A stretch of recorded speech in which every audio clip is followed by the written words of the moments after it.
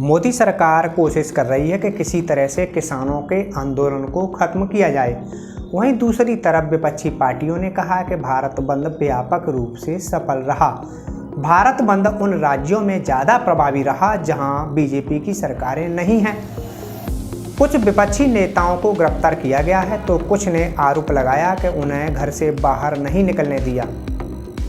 विपक्षी पार्टियों की नज़र इस पर भी बनी रही कि अचानक गृह मंत्री अमित शाह ने बुधवार को किसान और सरकार के बीच होने वाली अगले चरण की बातचीत से पहले किसान यूनियन के कुछ प्रतिनिधियों को बुला लिया। कई लोगों को लगा कि ये किसानों की एकता को तोड़ने की कोशिश की गई है। अब तक किसानों से बातचीत में कृषि मंत्री नरेंद्र सिंह तोमर और रेल मंत्री पीयूष गोयल शामिल रहे थे, लेकिन मंगलवार को अचानक गृह मंत्री अमित शाह सक्रिय हो गए।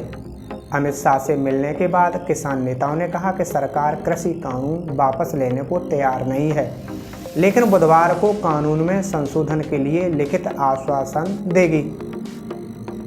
ये भी कहा जा सकता है कि अमित शाह गृह मंत्री हैं और वो किसान नेताओं को इस एंगल से भी समझाने की कोशिश कर रहे हैं कि अगर आंदोलन ऐसे ही चलता रहा तो इसका फ़ायदा अलगाववादी ताकतें उठा सकती हैं। किसान यूनियन के कुछ नेताओं ने कहा कि सरकार के आश्वासन पर विचार करने के लिए किसान नेता सिंधु बॉर्डर पर बुधवार को बैठक करेंगे। इस बीच 11 विपक्षी पार्टियों के नेता बुधवार शाम को राष्ट्रपति रामनाथ कोविंद से मुलाकात करेंगे। इस मुलाकात में मोदी सरकार के नए कृषि कानून को रद्द करने की मांग करेंगे। एनसीपी प्रमुख शरद पवार राष्ट्रपति से मिलने के लिए दिल्ली आ गए हैं। सूत्रों के मुताबिक शरद पवार की रक्षा मंत्री राजनाथ सिंह से मुलाकात हुई है।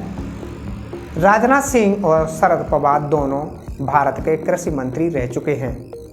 शरद पवार ने कहा कि 5 से 6 राजनीतिक दलों की कृषि कानून को लेकर बैठकें होने जा रही हैं और कोई सामूहिक रणनीति आएगी।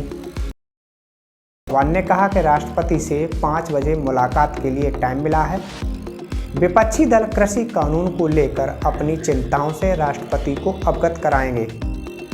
शरद पवार यूपी सरकार में कृषि मंत्री रह चुके हैं। बीजेपी ने एक पत्र सार्वजनिक किया है जिसे पवार ने कृषि मंत्री रहते हुए राज्यों को लिखा था।